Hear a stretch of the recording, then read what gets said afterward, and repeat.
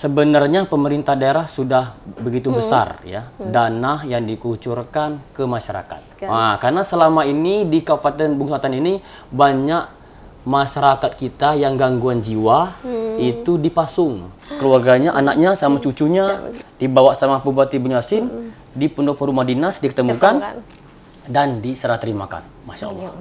Merinding saya.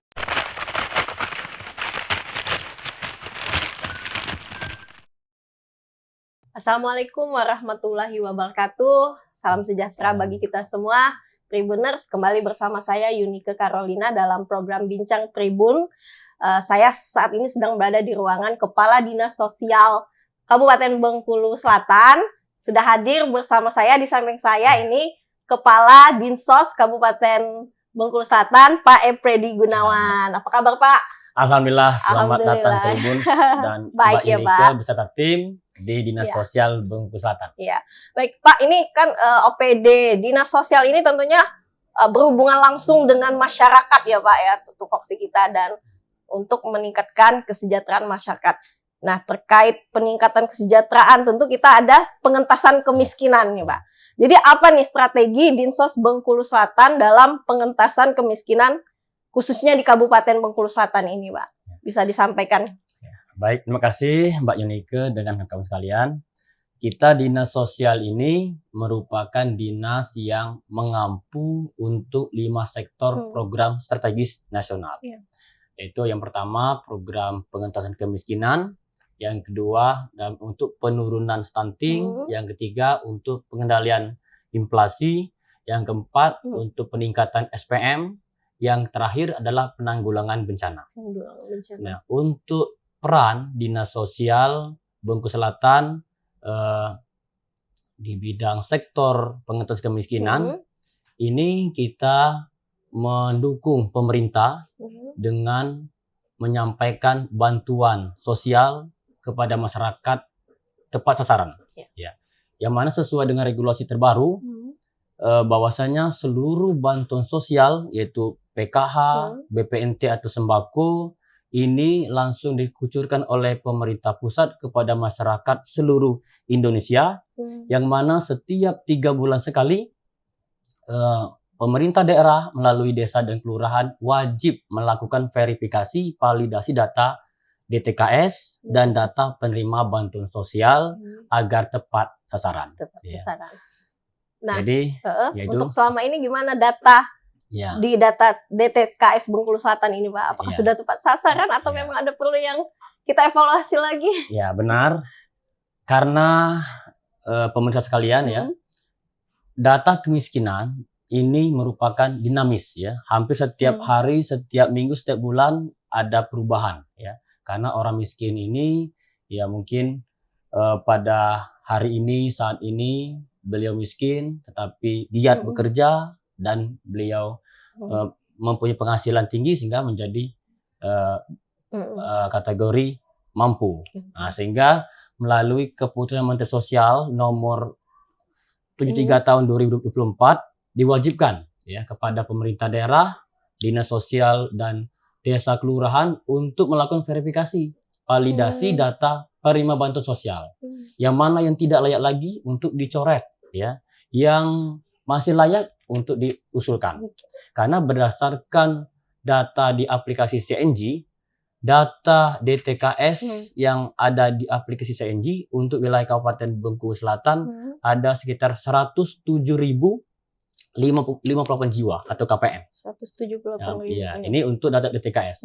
Sedangkan data penerima bantuan sosial PKH mencapai 13.000 KPM. 13.000 KPM. Dan penerima BPNT atau sembako ini menyampai sekitar 17.000 KPM. Nah, dengan tingginya data penerima bantuan sosial ini mempengaruhi tingkat kemiskinan di Kabupaten Bengkulu Selatan. Sehingga berdasarkan data dari BPS, bahwasanya Provinsi Bengkulu ini merupakan mempunyai angka kemiskinan tertinggi ke-7 ya se-Indonesia, dan Bengkulu Selatan tertinggi ketiga terbesar ya setelah Lumajang dan Kaur untuk angka kemiskinan. Nah, jadi mungkin ini penyebabnya adalah karena masih tingginya eh, masyarakat Hmm. yang menerima bantuan Bantu. sosial. Salah satunya Ya, tadi salah ya. satunya tadi. Iya. Ya, Jadi solusi kita ini gimana Pak? Mungkin Nah. ada yang masuk sudah data sebenarnya mereka sudah ya. berkecukupan, harusnya itu dievaluasi. Nah, apa langkah-langkah Ya. kita itu yang sudah kita lakukan selama ini, Pak? Langkah-langkah kita ya untuk membantu pemerintah daerah Hmm. dalam mengentaskan angka kemiskinan. Sebenarnya pemerintah daerah sudah begitu besar ya dana yang dikucurkan ke masyarakat. Baik itu sumber dana APBN, APBD, CSR ataupun dana dari pihak ketiga lainnya dari Basnas, ini sudah besar dikucurkan kepada masyarakat. Kenapa angka kemiskinan masih tinggi? Ini yang jadi permasalahan kita ya. Jadi kita bersama-sama dengan Bupati, Wakil Bupati dan Pak Sekda, kita membahas dalam forum tim penanggulangan kemiskinan daerah bersama Bapeda. Kita bedah ada 4 permasalahan sehingga angka kemiskinan di Bungatan masih tinggi. Padahal dana yang dikucurkan baik APBN maupun APBD sudah besar kepada masyarakat. Jadi 4 permasalahan ini, Mbak Nike. Apa aja? Ya, yang pertama tadi masih tingginya atau pola pikir mindset masyarakat terhadap kemiskinan. Seperti apa contohnya? Masyarakat kita ini masih gemar dikatakan miskin demi mendapatkan bantuan. Padahal sebenarnya dia sudah mampu untuk sudah mandiri mampu, sebenarnya. sudah tidak layak lagi tidak untuk menerima bantuan. Tetapi karena mindset, pola pikir, karakter masyarakat kita ini yang memang ya tadi lebih senang diberi bantuan.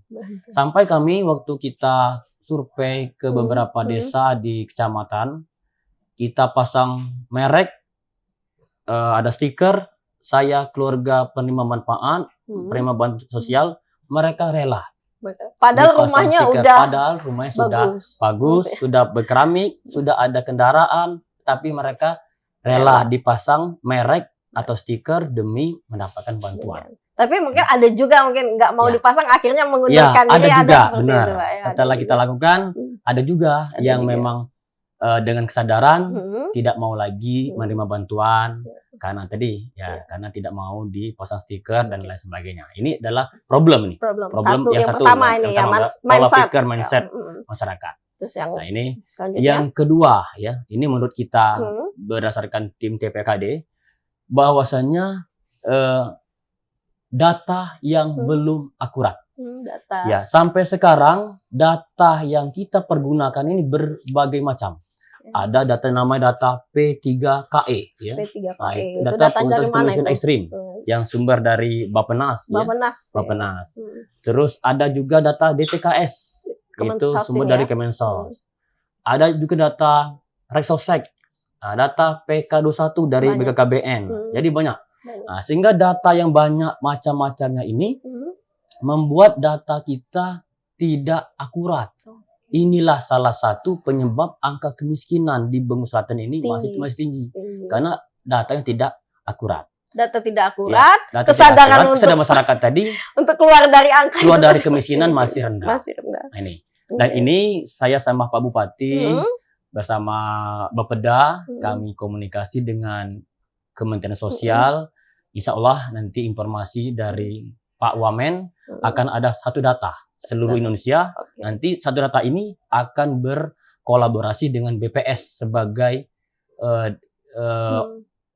kementerian atau lembaga yang membidangi data. Nah, itu yang harus kita pakai ya, Pak. Nggak nanti ada akan dipakai lain, itulah yang data ini. Itu tadi. Nah, itu permasalahan kedua. Berarti tadi ada 4 ya, Pak. Keempatnya apa nih? Yang permasalahan yang ketiga. Sehingga angka kemiskinan di Kabupaten Bungkulu Selatan masih tinggi. Tidak atau belum ya, belum maksimalnya, belum optimalnya kolaborasi, sinergitas, koordinasi ya, program kegiatan antar OPD. Kenapa? Karena masing-masing OPD selama ini melakukan kegiatan programnya masing-masing. Data mereka masing-masing. Apakah data ini data miskin, rentan miskin, tidak tahu.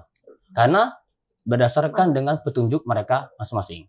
Nah, jadi menurut kami harus ada kolaborasi dan sinergitas antar OPD, antar lembaga untuk membantu Menyamakan. masyarakat miskin. Data mana yang dipakai? Misalkan dinas sosial memberikan bantuan sosial ke masyarakat yang mana? Dinas Perkim membantu bedah rumah masyarakat yang mana? Jadi masyarakatnya harus satu, harus sama. Sehingga dengan adanya gotong royong, kolaborasi tadi, permasalahan masyarakat terhadap masalah sosial tadi bisa terselesaikan dengan baik. Ini menurut kita. Apakah sudah ada koordinasi untuk menyamakan persepsi dengan OPD-OPD ini tadi? Terima kasih. Alhamdulillah kita di bawah Ketua TPKD Bapak Sekda, ini beliau setiap kesempatan, setiap rakor selalu menyampaikan bahwasanya kita harus kolaborasi. Nanti akan ada persamaan program kegiatan, kolaborasi sinergitas antar OPD supaya data tepat sasaran dan program kegiatan mengena dengan pengentasan angka kemiskinan yang sekian persen tadi. Sehingga mudahan beberapa tahun ke depan ini bisa menurun angka kemiskinan. Ini permasalahan keempat tadi, Pak. Baik, yang permasalahan keempat ini memang hampir seluruh permasalahan ini ada di daerah-daerah yang berkembang atau yang mau berkembang atau yang mau maju ya. Yaitu masalah lapangan pekerjaan. Lapangan pekerjaan. Ya, kita di Bung Selatan ini lapangan pekerjaan memang belum maksimal karena mayoritas masyarakat kita ini pegawai negeri, PNS, dan petani, pekebun, nelayan, dan lain sebagainya. Sedangkan perusahaan kan belum maksimal, masih beberapa perusahaan, dan yang lain juga belum ada sektor yang lain yang bisa membuka lapangan pekerjaan, bisa menampung masyarakat Selatan. Nah, karena tadi kalau pekerjaan banyak, upah minimum regional, UMR atau UMP atau UMK masyarakat tadi mencukupi, ya mudah-mudahan angka kemiskinan akan berkurang turun karena ya semakin banyak orang yang bekerja dengan di atas UMR, mudah-mudahan. Nah, selain mengatasi permasalahan sosial, pengentasan kemiskinan, nah Dinsos ini kan juga fungsinya ada perlindungan jaminan sosial dan rehab sosial bagi lansia, terlantar, anak terlantar, gelandangan, dan pengemis terlantar. Nah, itu seperti apa strategi Dinsos ini untuk melaksanakan fungsi perlindungan ini tadi, Pak Kadis? Oke, baik, makasih Mbak Nika. Kita Dinas Sosial ini mempunyai SPM, standar pelayanan minimal, sesuai dengan Kepmensos nomor 9 2010.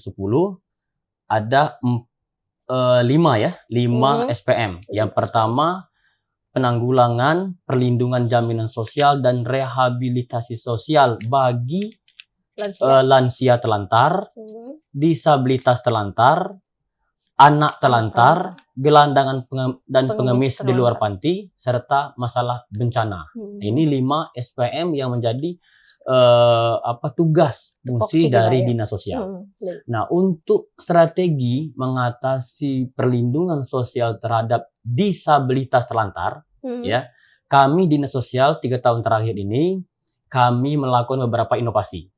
Ada namanya inovasi Bejiga. Bejiga itu bebaskan jiwa ragaku. Nah, karena selama ini di Kabupaten Bung Selatan ini banyak masyarakat kita yang gangguan jiwa itu dipasung. Nah, jadi dengan adanya program atau inovasi Bejiga ini kami harapkan tidak ada lagi masyarakat yang gangguan jiwa dipasung. Harus bebas semua. Ya.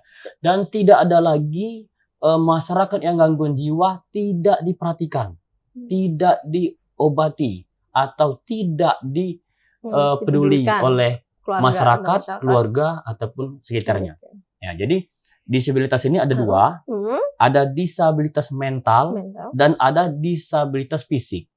Nah, untuk program kita dalam penanganan disabilitas mental, yang khususnya disabilitas tidak telantar, yang disabilitas mental tidak telantar, yang ada keluarganya, ini kami sampai kepada masyarakat. Yang ada masyarakat yang gangguan jiwa, sampai dengan kami, nanti kami melalui mobil rescue, kami jemput masyarakat tadi, kita bawa ke Rumah Sakit Aswenda Merah untuk diperiksa oleh dokter spesialis jiwa, setelah diperiksa, Hmm. kalau memang ini perlu dievakuasi ke rumah sakit jiwa Bengkulu, maka kita rekomendasikan ke Bengkulu. Kita bawa langsung masyarakat yang gangguan jiwa tadi, kita antar langsung ke rumah sakit jiwa Bengkulu. Nah, ini program pelayanan prima terhadap masyarakat yang gangguan jiwa. Gangguan Nah, jiwa. sehingga kita diberikan penghargaan itu oleh Pak Bupati, Oke. ya, Dapat karena penghargaan. inovasi kita ini. Oh, ini bejiga Iya, ini tadi bejiga ya, tadi. dapat Itu bejiga yang tadi ya. Oke. Disabilitas mental Bisa. tidak terlantar. Iya. Nah, ada lagi disabilitas mental yang Apa? terlantar. Oh iya. Apa itu? Ada beberapa warga ini banyak orang luar ini yang ODGJ berkeliaran kayak. ODGJ di jalan-jalan protokol. Oke. Itu ada 3 orang kami temukan kemarin. Ada. Itu yang namanya ada Bokir, kita kasih nama. Ada 2 lagi nama Poniran, kita kasih namanya karena tidak ada identitas, ya, karena kita tahu keluarganya di mana. Ini kita bawa, yang Bokir ini kita bawa ke rumah sakit jiwa Bengkulu. Selama 6 bulan di rumah sakit jiwa Bengkulu, diobati, sudah sembuh, kita bawa lagi ke Sentra Dharma Guna. Itu UPT pelatihan Kemensos di Bengkulu selama 9 bulan.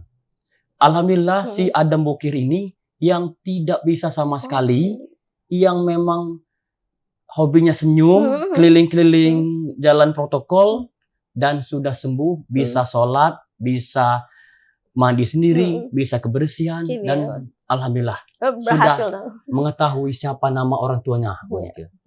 Dan dapat orang tuanya di Kota Pagar Alam. Langsung kita renovasi keluarga, kita antar ke keluarganya. Bapaknya masih hidup, tapi ibunya sudah meninggal, dan mempunyai ada adik 2, kakak 2. Jadi mereka sudah berkumpul lagi. Setelah sekian puluh tahun, ya, ODGJ ini tidak bertemu, akhirnya bertemu. Ini salah satu keberhasilan masyarakat. Perlindungan kita, jaminan memberikan perlindungan sosial untuk kepada masyarakat. disabilitas tadi. Jadi kita lakukan yang selama ini tidak diperhatikan, ya, karena dia tanpa identitas. Kita buatkan KTP, KK, BPJS-nya, kita bawa ke rumah sakit jiwa Bengkulu, kita bawa ke Sentra Dharma Guna Bengkulu untuk diberi pelatihan, dan kita antar lagi ke keluarganya. Ini setelah tahu alamat dan data keluarganya. Tapi proses panjang nih. Panjang prosesnya sampai 9 sampai 6, jadi sekitar 1,5 tahun. Dari tahun 2022 akhir sampai sekarang. Kita baru awal tahun kemarin kita antar. Itu yang Bokir. Nah, yang Poniran sekarang lagi proses dirawat di rumah sakit jiwa. Mungkin nanti kita antar juga ke ini. Nah, jadi ini yang disabilitas terlantar. Nah, sehingga kita dengan adanya program ini, Ombudsman melakukan penilaian, kita diberikan penghargaan lagi. Ini 2 tahun berturut sebagai penilaian kepatuhan pelayanan publik dari B ke A. Naik lagi. Tahun ini A naik lagi A lagi. Tahun depan A+. Ini yang ini di bidang pelayanan kepada disabilitas saja, yang ODGJ telantar dan tidak telantar. Strategi kita tadi ya. Udah berjalan ya, Bang. Itu yang disabilitas ini, baru 1 nih. Nah, ada 4 ini, ada 5 nih. Nah, gelandangan tadi ya. Yang kedua anak telantar. Anak telantar ini yang ayah ibunya tidak ada lagi, atau yang sudah bercerai. Nah, ini ada beberapa orang anak yang kita bawa ke Panti Sosial Bina Remaja Bengkulu untuk mendapatkan perawatan pendidikan, kesehatan, dan biaya hidup. Alhamdulillah sekarang masih di sana, sudah kelas 1 SMA kayaknya. Sudah dari dia usia berapa? Dari usia tamat SD. Nah, tamat SD. Jadi sudah 4 tahun sudah di sana, dan sudah ya senang ya karena dibantu sama pemerintah. Ya, ini program anak telantar, dan kami juga menginventarisir kepada pendamping Presos bagi anak yatim yang ibunya atau bapaknya atau kedua orang tua sudah meninggal, laporan ke dinas sosial. Bisa. Nanti ada solusinya tadi ke Panti Sosial Bina Remaja, ataupun nanti kita berikan bantuan Kemensos program Yatim Piatu atau YAPI. Ini ada bantuan perbulanan kepada anak yatim. Nah, ini yang kami lakukan untuk strategi yang penanganan anak yatim. Nah, yang ketiga tadi masalah lansia. Lansia terlantar ini ada 3 yang sudah kami ambil pilot project-nya. Itu kami mengidentifikasi ada lansia terlantar sudah 40 tahun terlantar di Desa Muara Danau Segini. Kita Yang kita evakuasi beri ya. nama Mbah Karpen. Usianya berapa? Usia sudah 80 tahun. Umur 40 tahun beliau ini tercecer dari keluarganya karena dia sebagai pembantu rumah tangga. Dari Jakarta, majikannya pindah ke Kaur sampai majikannya meninggal dan Mbah Karpen ini lari dari rumah majikannya sampai ke Desa Muara Danau.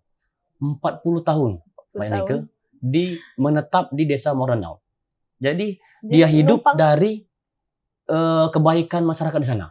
Masyarakat di sana buatkan rumah, pondok. Itu kita ketemu pas kita mau bedah rumah. Kita tanyakan KTP kakaknya, ternyata dia sebatang kara. Terus Pak Bupati tanyakan, dari mana? Mbah, dari Jawa. Dia cerita bahwa, dan alhamdulillah dia mau cerita sama Pak Bupati, bahwa dia mempunyai anak. Terus karena media sosial sekarang sudah canggih, Pak Bupati langsung video call, di share di media sosial, akhirnya ketemu. Anaknya di Musi Banyu Asin. Sudah menikah, sudah punya anak lagi, cucu. Jadi dengan program reunifikasi keluarga Mbak Karpen tadi, kami dinas sosial bersama Pak Bupati kita antar ke Musi Banyu Asin. Kita pertemukan lagi dengan keluarga yang udah hilang tadi. Keluarganya, anaknya sama cucunya dibawa sama Bupati Banyu Asin di pondok rumah dinas diketemukan dan diserah terimakan. Masya Allah. Merinding saya karena sudah 40 tahun berpisah ketemu lagi. Nah, ini Mbak Karpen. Ini luar biasa ini. Ya mungkin ya tadi dengan saya masuk ke dinas sosial dengan ini alhamdulillah Mbak Karpen ini bisa masuk bisa berkumpul lagi bersama keluarganya. Ini salah satu yang pertama. Yang kedua banyak tidak ada beberapa orang kita titip ke panti sosial Tresna Werda Bengkulu untuk mendapatkan perawatan kesehatan, pendidikan dan lain sebagainya. Ini untuk program yang lansia. Nah, kalau gelandang pengemis hampir sama. Gelandang pengemis sama seperti ODGJ Telantar tadi, itu sudah kita ini evakuasi. Ada namanya Mbah Rahmi. Mbah Rahmi ini yang sering mangkal di Pasar Kutau. Dia tidak punya keluarga, tanpa identitas. Ya, kemarin kita bawa ke rumah sakit jiwa, ke Santa Dharma. Tapi beliau ini ya sudah baik. Sekarang dia sudah kembali lagi ke Pasar Kutau. Ya, ini Ibu Rahmi ini termasuk ya gelandangan iya, lansia, telantar ya. Ini sudah di bawah pengawasan dinas sosial. Nah, ini untuk yang sektor 4 SPM tadi, ya. Kalau yang SPM terakhir itu masalah bencana. Ya, karena kita ini Kabupaten Bung Selatan ini hampir dihadapi atau menghadapi bencana-bencana ya. Seperti bencana banjir, bencana longsor, bencana gempa bumi, ada bencana angin puting beliung, bencana tsunami dan lain sebagainya. Nah, untuk penanganan bencana ini kami menjalin komunikasi dengan Direktorat Bencana Alam Kementerian Sosial. Ini ada sudah beberapa kali kita dibantu, Mbak Yonike. Pertama kemarin yang bencana banjir bandang air Kedurang itu 3 orang yang meninggal itu. Ya dibantu kita buatkan proposal, kita lengkapi permohonan bantuan, mereka dibantu oleh Kementerian Sosial sebesar 15 juta per orang. Ya, yang diserahkan langsung oleh Pak Gubernur dan Pak Bupati. Yang bencana banjir. Yang terakhir, kemarin kita usulkan juga bencana angin puting dan gelombang tinggi yang nelayan 3 orang yang di Pasar Bawah. Satu hilang, 2 selamat ya. 2 selamat. Itu kita usulkan juga ke Direktorat PSKBA Bencana Alam Kemensos. Sudah disetujui. Dan karena anggaran sudah tutup buku katanya awal 2025 akan disalurkan ke rekening mereka. Ini adalah strategi kita dalam penanganan bencana untuk pemenuhan SPM. Nah, ini yang topik kedua tadi. Nah, ini berbicara lagi tentang Dinsos ini ya. Dinsos ini identik dengan bansos. Selama yang saya dengar ini kadang di bansos ini banyak yang protes ya Pak Kadis ya. Kadang dia dulunya penerima kemudian dicoret, ada juga dia memang miskin tapi dia nggak masuk. Nah, itu seperti apa Pak Kadis menanggapi hal-hal yang seperti itu, Pak? Ya benar, Mbak Nike dan kawan sekalian dan pemirsa sekalian. Bantuan sosial ini hampir setiap tahun ya, karena ini program strategis pemerintah pusat ya, dari Presiden SBY, Presiden Jokowi sampai sekarang Presiden Prabowo ini tetap prioritaskan karena sesuai dengan Undang-Undang Dasar 45 kan, bahwa fakir miskin dan orang-orang terlantar dipelihara oleh negara. Nah, inilah sebagai dasar hukumnya, sehingga Kementerian Sosial masih diberikan amanah untuk memberikan bantuan sosial. Yang mana bantuan sosial yang diampuh oleh Kementerian Sosial ini tadi bantuan sosial BPNT atau sembako, bantuan sosial PKH, program keluarga harapan, dan bantuan sosial PBJKN, ya, itu BPJS pusat ya, yang memang ditanggung oleh APBN. Nah, hampir setiap hari masyarakat yang melapor ke dinas sosial membutuhkan bantuan sosial ini bertambah ya. Tadi laporan dari kawan-kawan di operator CNG bahwasanya untuk masyarakat yang menunggu untuk mendapatkan bantuan sosial ini bertambah sekian ribu ya. Ini selalu kita sampaikan kepada masyarakat melalui keputusan Menteri Sosial nomor 150 yang telah direvisi nomor 73 tahun 2004, bahwasanya setiap 3 bulan sekali masyarakat atau pemerintah desa atau kelurahan wajib melakukan verifikasi, memvalidasi data DTKS dan data penerima bantuan sosial. Karena kenapa? Syarat untuk menerima bantuan sosial harus masuk dalam DTKS. Nah, ini syaratnya. Ini sesuai dengan Undang-Undang nomor 11 tahun 2013 tentang penanganan fakir miskin. Nah, ini wajib ya, Undang nomor 13 tahun 2011.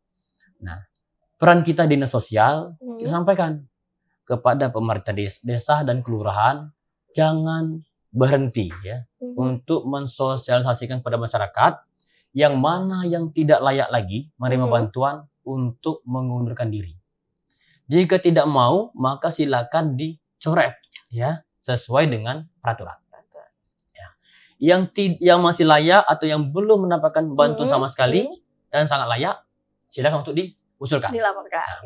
Nah, menanggapi masalah data, masalah bantuan sosial ini, Kementerian Sosial mempunyai program strategis yang kita beri namanya program graduasi mandiri. Nah, apa itu program graduasi mandiri?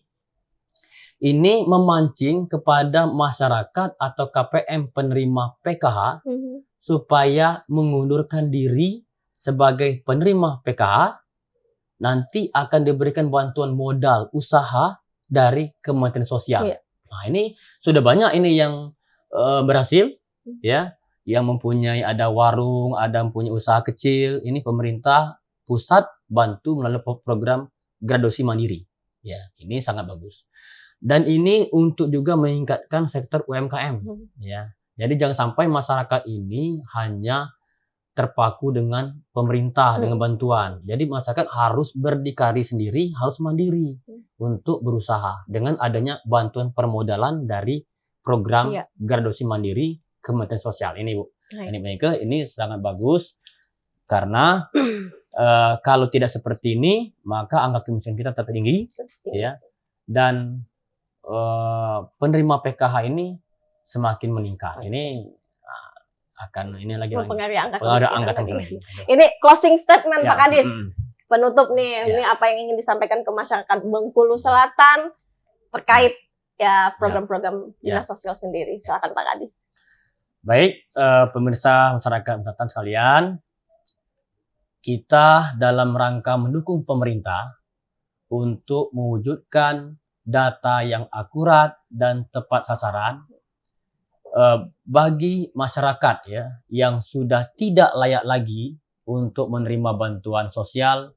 Mari kita mengundurkan diri secara mandiri dan melaporkan ke pendamping-pendamping sosial untuk mendapatkan program graduasi mandiri penerima PKH, yang mana ada bantuan permodalan dari Kementerian Sosial untuk KPM PKH yang mengundurkan diri. Nah, dengan adanya program ini, kita dapat membantu pemerintah untuk mengurangi angka kemiskinan. Yang terakhir, ya, masyarakat dengan sukarela dengan kesadaran tinggi untuk mengundurkan diri apabila sudah mampu, ini kita memberikan hak kepada orang miskin. Karena sesuai dengan, kalau kita beragama Islam, sesuai dengan Al-Quran, bahwasanya orang yang mengambil hak orang miskin itu adalah penusta agama. Ya, maka akan diazab oleh Yang Maha Kuasa, ya.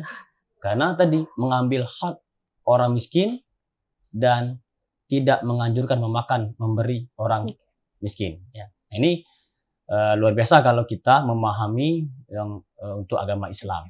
Nah, jadi kami himbau, mari kita bersama-sama mewujudkan program pemerintah sehingga tingkat kesejahteraan masyarakat ini sesuai dengan harapan pemerintah ini meningkat dan angka kemiskinan akan menurun. Demikian, Assalamualaikum warahmatullahi wabarakatuh. Oke, Tribuners, itu tadi bincang kita bersama Kepala Dinas Sosial Kabupaten Bengkulu Selatan, Pak Efredi Gunawan. Semoga bincang kita hari ini bermanfaat. Saya Yunike Carolina selaku host pamit undur diri. Sampai jumpa dalam program Tribun selanjutnya. Wassalamualaikum warahmatullahi wabarakatuh. Waalaikumsalam warahmatullahi wabarakatuh.